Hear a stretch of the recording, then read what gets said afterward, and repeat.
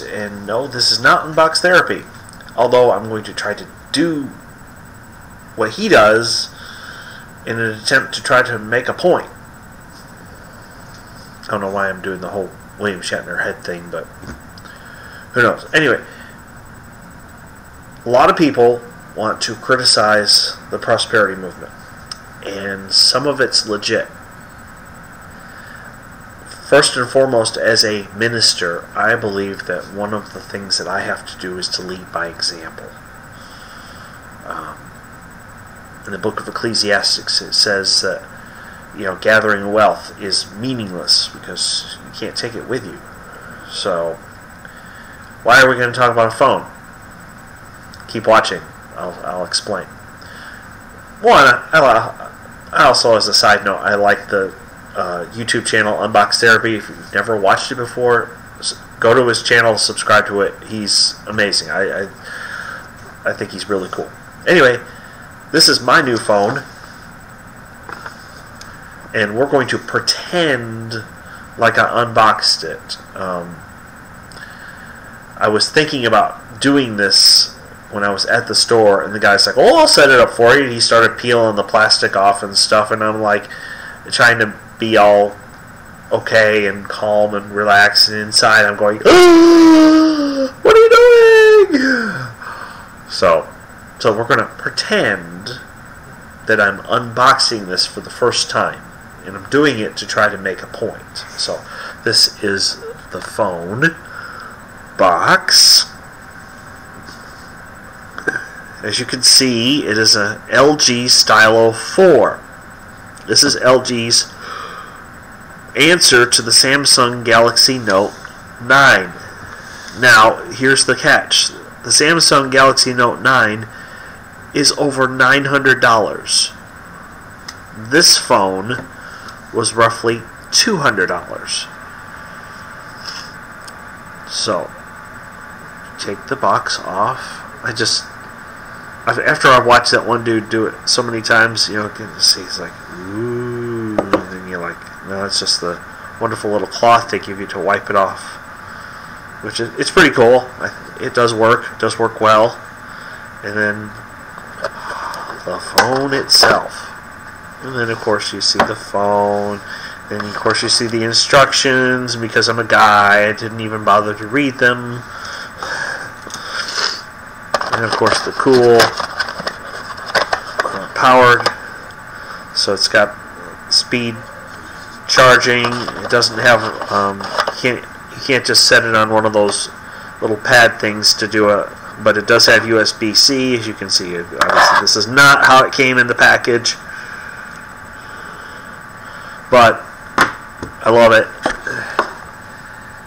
It's been great so far, and the point I'm trying to make is that I believe, as a minister, I'm supposed to be careful with how I spend money, especially if I'm a minister of a local church, which I'm not. I'm a chaplain at a prison. Most of the stuff that comes into the facility that I give out is donated. So I'm very thrifty with my boss's money, because I don't spend a whole lot of it. But this is a perfect example right here. By the way, I already have a case. I don't even know why I took the case off. This is a perfect example of, I could have gotten the Note 9, but it would have been literally triple the price. More than that. Actually, I'm going to be paying $10 a month for the next 30 months, and I also got a bunch of accessories too, so yeah, in the end I'll end up spending $300. But this is a perfect example of me wanting to be wise and thrifty with my money, and there's a reason why. It's because I didn't buy this because I wanted to show off or anything like that. I bought it because as I'm getting older, I need a bigger screen. This is my main Bible. I wanted something with larger print. I want to be able to take notes. I want to be able to pop this pen out, which is cool, and take notes when I'm at church. I do believe, honestly, that in the Word of Faith movement, there have been some that have bought things. You say, well, it's their money and they can do that.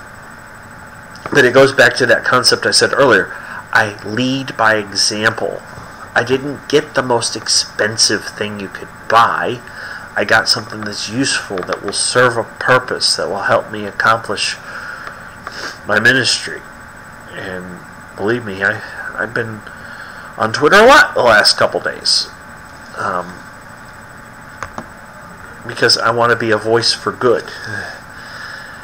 Hopefully, God willing, I can emulate people like Dr. Michael Brown, who are very cordial and respectful to even people that disagree with them. So, that's what I want to be like. And that's what I think we need in this country, is more of that. Didn't buy the most expensive phone out there. I bought a decent phone that'll do what I need it to do and help me accomplish my purpose here on the earth. I want to have a YouTube channel so I can reach out to people who don't go to church. I want to be on Twitter so I can be a voice of reason here in America and say, hey, you know what? Even when you're dealing with people that disagree with you, you don't have to cuss them out. Usually people don't respond well to four-letter words. Unless it's love. I mean, that's different. I drive a used Toyota Camry. I don't need something huge and expensive and has all the bells and whistles. I live in a 1,400 square foot house. Yeah, there are some ministers who have bought these exquisite, large type mansions, and time again, I'll say, well, look at what so and so has done with their ministry and how generous they've been, especially to people like me in the prisons. And they'll say, well, look at their house. It's a stumbling block. It's not helpful.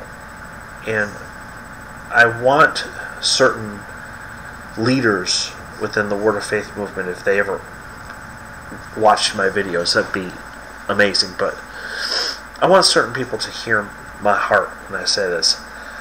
We shouldn't do anything that would cause people to stumble. This,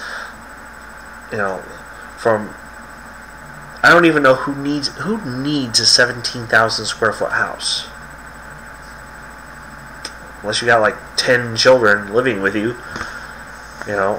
Maybe the Duggars need a 17,000 square house. I know they have a 15 passenger van just to carry their family around. But the point is this. When we make decisions, whether it's financially or with even our off time, anybody that's got REV in front of their name, you need to do things in a way, you lead by example, and you don't do things that would cause someone to stumble. And I think, in just my opinion, that some people within the Word of Faith movement, whether you bought a really fancy SUV for your wife, or you bought a big mansion to live in, you really need to reevaluate your decisions, because ultimately it does cause people to stumble, and that's not what we want. We want to use our resources to be a blessing to others. We want to do that so that when they come back and say, why were you so nice to me? Why were you so kind? That opens a door to share the gospel. That's what we want, more than anything else. Because if Jesus comes back tomorrow, everything on this table and everything in my house is just, it's pointless. But if I can use this as a tool to to help me not only read my Bible and help me to grow spiritually, but use it to contact people on social media, then I'm using it to advance the gospel, and that's a good thing. So, please, to the gentleman who runs Unbox Therapy, just know that I kind of did that little first part there as a parody, and I have nothing but respect for you, and I enjoy watching your channel. And I've actually learned a lot about cell phones by watching it. So, anyway, thank you for watching. Mondays is our normal time. So, if you watch Common Sense Christianity, which is our normal show, it will be on at 3 p.m. Central Standard Time, right here on YouTube. If you want to comment on the show, you can text 213-342-4253. I haven't got the app.